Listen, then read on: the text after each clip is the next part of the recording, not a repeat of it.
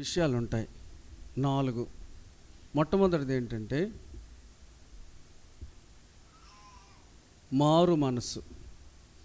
చెప్పండి, ఏంటి మారు మనసు? నమ్మి బాప్తిస్మం పొందినవాడే రక్షింపబడను. బాప్తిస్మానికి ముందే ఉండాలి, మారు మనసు ఉండాలి. మారు మనసు ఉండాలి. తర్వాత మారు మనసు పొందినాము అని అంటే నిర్జీవ క్రియలను విడిచిపెట్టాలి. మారు మనసు పొందినాము అంటే ఏంటి?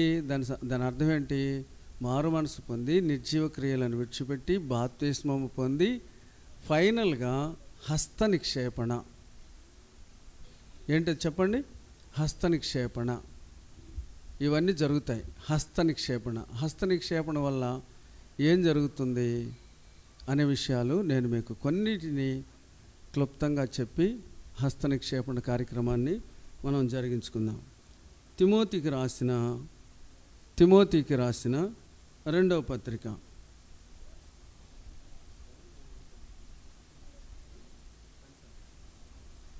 తిమోతికి రాసిన 2వ పత్రిక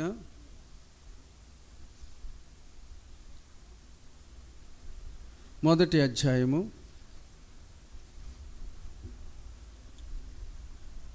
6వ వచనాన్ని మనం అందరం చదువుకుందాం. ఆ హేతువు చేత నా హస్త నిక్షేపణము వలన నీకు కలిగిన దేవుని కృపావరమును ప్రజ్వలింప చేయవలనని నీకు జ్ఞాపకము చేయుచున్నాను. చాలు, ప్రార్థన చేసుకుందాం. ప్రేమగల పరలోకపు తండ్రి, పరిశుద్ధ దేవాని స్తోత్రములు, వందనాలు చెల్లిస్తున్నా. సాయంకాల సమయంలో నీ వాక్యమును వెల్లడిపరచుము, పరలోకపు దర్శనమును అనుగ్రహించము, నిలబడుచుండగా ఆత్మచేత అభిషేకం దయచేయము తండ్రి. నీ కృపకు పాత్రలుగా చేయండి. బాప్తిస్మంలో పాలు పొందిన వారు గ్రహించగలిగినట్లుగా, ఆ రీతిగా ఆత్మీయ మేలు క్షేమం పొందినట్లుగా దయచూపించండి. నిలబడుచున్న నేను నిష్ప్రయోజకమైన దాసుడును, జ్ఞానం లేనివాడను, వెర్రివాడను, బుద్ధిహీనుడు తండ్రి, కృపచేతనే నడిపించము. పరలోకపు వెలుగును దయచేయమని యేసుక్రీస్తు వారి పేరిట స్తుతించి ప్రార్థించి వేడుకుంటూ ఉన్నాము తండ్రి, ఆమేన్.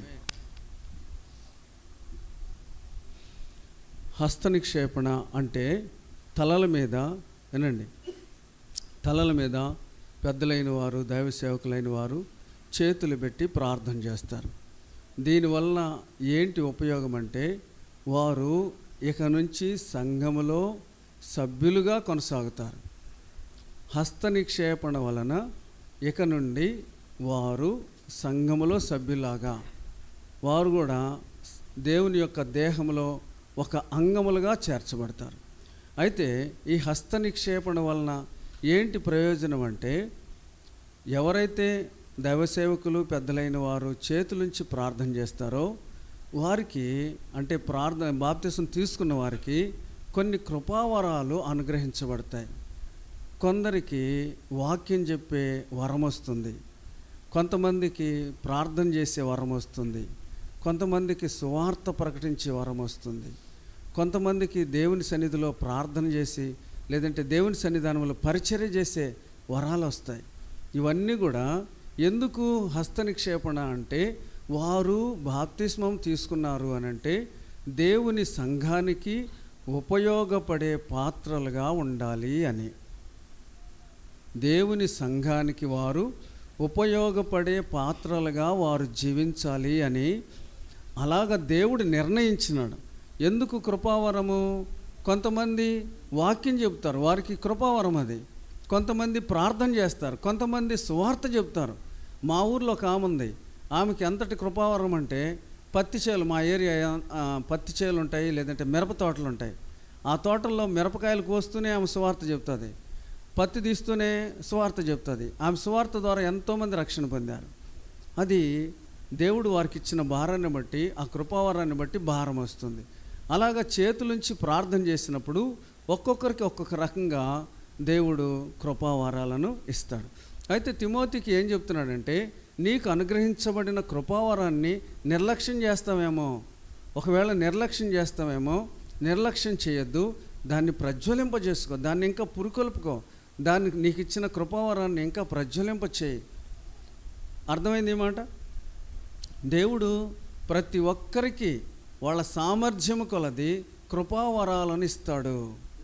వారి వారి సామర్థ్యం కొలది. అయితే దానిని నిర్లక్ష్యం చేయకూడదు. కొంతమందికి ఇక్కడ కూర్చున్న వాళ్ళకి చాలా టాలెంట్స్ దేవుడిచ్చాడు. అయితే వాటిని చాలామంది నిర్లక్ష్యం చేసి మాకేమి లేదు, మాకేం తెలియదు అన్నట్లుగా దాన్ని పూర్తి చేసుకుంటారు. ఆ ఒక్క తలాంతు తీసుకున్నాడు ఏం చేశాడంట? భూమిలో పాతి పెట్టేశాడు. అలాగ పాతి పెట్టకూడదు. ఇక్కడ తిమోతికి ఏం చెప్తున్నానంటే, నీకు ఇవ్వబడిన కృపావరాన్ని ప్రజ్వలింపజేసుకో. దాన్ని ఇంకా నువ్వు రేపుకోవాలా.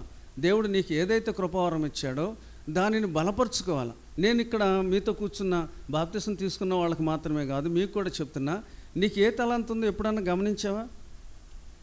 నీకు దేవుడు ఏ వరం ఇచ్చాడో ఎప్పుడన్నా నువ్వు లెక్క పెట్టుకున్నావా? నీకు ఇచ్చిన దాన్ని, అందుకని దేవుడు ఏమంటాడంటే, నీకు కలిగిన దానిని గట్టిగా పట్టుకో.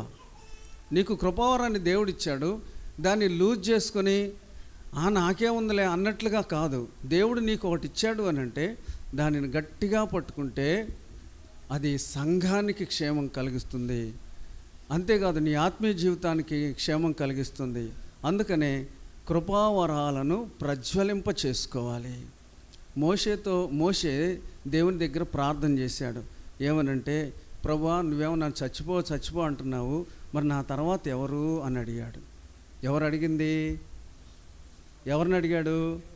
దేవుణ్ణి అడిగాడు. నా తర్వాత నాయకుడు ఎవరు ప్రభువా అని అడిగితే ఆయన చెప్పాడు, యెహోషువ ఆత్మచేత నింపబడిన వాడు, అతనిని సిద్ధపరచు అన్నాడు. అతనిని ఏం చేయాలంట? సిద్ధపరచు. ఇప్పుడు చేతులుంచి ప్రార్థన చేస్తున్నారు అంటే అర్థం ఏంటో తెలుసా? ఈ సంఘములో కొంత పరిచర్య నీ కోసం ఉంది కాబట్టి నువ్వు సిద్ధపడు. నీ కోసము ఒక పరిచర్య ఉంది. నీ కోసం దేవుడు ఒక పరిచర్యను సిద్ధం చేశాడు. ఈ పరిచర్య చేయడానికి నువ్వు సిద్ధపడు అని అర్థం. చేతులుంచి ప్రార్థన చేసినప్పుడు దేవుడిచ్చే కృపావరాలను వినియోగించుకోవాలి. ఈరోజు మీతో కూడా చెప్తున్నాను, ఈ మాట వినండి. వినియోగించుకో, దాచిపెట్టుకోవద్దు. దీపం వెలిగించి కొంచెం కింద కానీ మంచం కింద కానీ పెడతారు ఎవరైనా? చెప్పండి, ఏం చేస్తారు? దాన్ని ఆ దీపస్తంభం మీదనే, ఇంటి వారికి అందరికి వెలుగు కనబడినట్లుగా దీపస్తంభం మీదనే దాన్ని పెడతారు. కాబట్టి నీకు ఇచ్చిన కృపావరం, నీకు ఇచ్చిన ఆధిక్యత, నీకు ఇచ్చిన తలాంతుని వినియోగించు. సంఘానికి ఉపయోగపడాలి. నీకున్న తలాంతు సంఘానికి ఉపయోగపడాలి. సంఘానికి ఉపయోగపడినప్పుడు ఇంకా నీకు కృపావరం ఇచ్చి ఉపయోగం ఏంటి? కాబట్టి ఈ రోజున మనం తెలుసుకోవాల్సిన విషయం ఏంటంటే, దేవుడు మనకిచ్చే కృపావరాలను సంఘానికి ఉపయోగపడినట్లుగా దేవుడు మనకిస్తాడు. అది ఒకసారి సంఖ్యాకాండం, ఈ వాక్యాన్ని చదువుకుందాం. సంఖ్యాకాండం 27వ అధ్యాయం.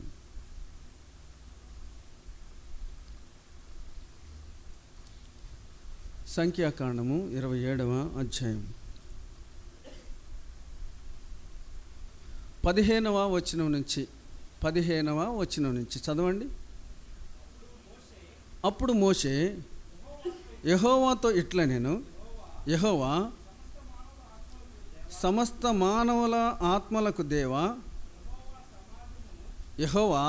యెహోవా సమాజము కాపరులేని గొర్రెల వలె ఉండకుండానట్లు ఈ సమాజం మీద ఒకరిని నియమించము. అతడు వారి ఎదుట వచ్చుచు పోవచ్చు నుండి వారికి నాయకుడిగా ఉండుటకై సమర్థుడై ఉండవలెను. అందుకు యెహోవా మోషేతో ఇట్లా నేను, నూను కుమారుడైన యెహోషువ ఆత్మను పొందినవాడు. నీవు అతని తీసుకుని అతని మీద నీ చెయ్యి ఉంచి యాజకుడగు ఎలియాజరు ఎదుటను సర్వ సమాజం ఎదుటను అతని నిలవబెట్టి వారి కన్నుల ఎదుట అతనికి ఆజ్ఞయము. ఇక్కడ యెహోషువ గురించి చెప్పాడు దేవుడు. ఏంటి ప్రభా, ఈ సర్వ సమాజము కాపరు లేని గొర్రెల్లాగా చెదిరిపోతాయేమో ఎలాగా అని అంటే దేవుడు చెప్పాడు, లేదు, నా సేవకుడైన యెహోషువ ఉన్నాడు, అతడు ఆత్మను పొందినవాడు. నువ్వు వెళ్ళి నువ్వు అతని మీద చేతులుంచి ప్రార్థన చేసి సిద్ధపరచు. దేనికిది? నాయకుడిగా ఉండటానికి. అంటే ఇప్పుడు చూడండి, మోషే లేడు అని సమాజం ఆగిపోలేదు. మేము వీళ్ళ మీద చేతులుంచి ప్రార్థన చేస్తున్నాము అని అంటే అర్థం ఏంటి? మా తర్వాత మీరు చేయాల్సిన పనులు ఇవే. మీకు దేవుడిచ్చిన పనులు ఇవే అని అర్థం. కాబట్టి యెహోషువ మీద చేతులుంచి ప్రార్థన చేసినప్పుడు, ఇంకా తర్వాత వచ్చినాను నేను చదువుతాను వినండి. 20వ వచనం, ఇశ్రాయేలుల సర్వ సమాజము అతని మాట వినున్నట్లు అతని మీద నీ ఘనతలో కొంత ఏముంచాలంట? నీ ఘనతలో కొంత ఉంచు, నీకున్న ఆత్మీయతను దానిలో కొంత అతనికి దయచేయి అని. అందుకనే దైవ సేవకులు ప్రార్థన చేసినప్పుడు అనేకులు ప్రజ్వలించి అనేకమైన ఆత్మవరాలు పొందుకొని, కృపావరాలు పొందుకొని వారు దేవుని సంఘములో పరిచారకులుగా, ఉపదేశకులుగా, బోధకులుగా, మరి సువార్థికులుగా, మరి ప్రార్థనాపరులుగా వారందరూ కూడా వర్ధిల్లుతారు. కాబట్టి ఇక్కడ ఎందుకు ఈ హస్త నిక్షేపణ అంటే సంఘంలో చేర్చబడుట మొదటిదైతే, రెండవది సంఘానికి ఉపయోగపడే పాత్రలుగా వీళ్ళు ఉండాలి అని. ఇంకో మాట మనం చదువుకుందాం. 1 తిమోతి పత్రిక 4వ అధ్యాయము, 1 తిమోతికి రాసిన పత్రిక 4వ అధ్యాయము 14వ వచనం చదవండి. పెద్దలు హస్త నిక్షేపణము చేయగా ప్రవచన మూలమున నీకు అనుగ్రహింపబడి నీలో ఉన్న వరమును అలక్ష్యము చేయకము. ఇక్కడ స్పష్టంగా చెబుతున్నాడు, పెద్దల హస్త నిక్షేపణ వలన నీకు వచ్చిన కృపావరమును అలక్ష్యము చేయకము. ఇప్పుడు నేను నిన్నొక ప్రశ్న అడిగితే చెప్పు, ఏ కృపావరం నీకు ఇచ్చాడు? ఒక్క నిమిషం ఆలోచించు. నీకేమి ఇచ్చాడు? గుర్తొచ్చిందా? దానిని అలక్ష్యం చేయొద్దు. నీకుంది, దేవుడు ఒకటి ఇచ్చాడు, నీకు ఇచ్చిన దానిని అలక్ష్యము చేయకము. అలక్ష్యం చేస్తే ఒక్క తలాంతు తీసుకున్నవాడు ఏం చేశాడు? దాచిపెట్టాడు కదా. అలాగనే దాచిపెట్టిన వాడు అవుతావు, దాచిపెట్టిన దానం అవుతావు. పెద్దలు హస్త నిక్షేపణము చేయగా ప్రవచన మూలముగా నీకు అనుగ్రహింపబడి నీలో ఉన్న వరమును అలక్ష్యము చేయకము.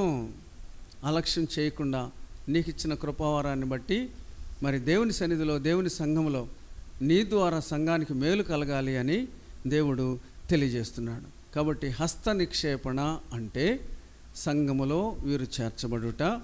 అంతేకాదు, రెండవది వీరు సంఘానికి ఉపయోగపడే పాత్రలుగా వీరు జీవించుట. అందుకనే వారికి దేవుడు కొన్ని కృపావరాలను అనుగ్రహిస్తాడు. దేవుడి వాక్య భాగమును దీవించునుగాక. మరి ఈ సమయంలో కొంతమంది పేర్లు చదువుతాము. దీంట్లో బాధ్యత గల సహోదరులు, పెద్దలు మరి ఉన్నారు, దైవ సేవకులు ఉన్నారు. వారి పేర్లు నేను చదువుతాను. వారు వస్తే వరుసన ప్రేర్ చేస్తాం.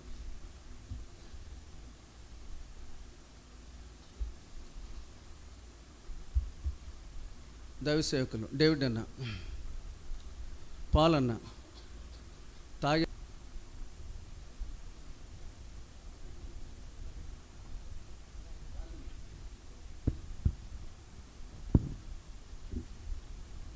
ఇప్పుడు ప్రార్థన చేస్తారు. కూర్చొని మరి ఒక్కొక్కళ్ళ దగ్గర ఒక్కొక్కళ్ళ ప్రార్థన చేయాలా. మరి 5, 3, 8 ఇట్రా అన్న.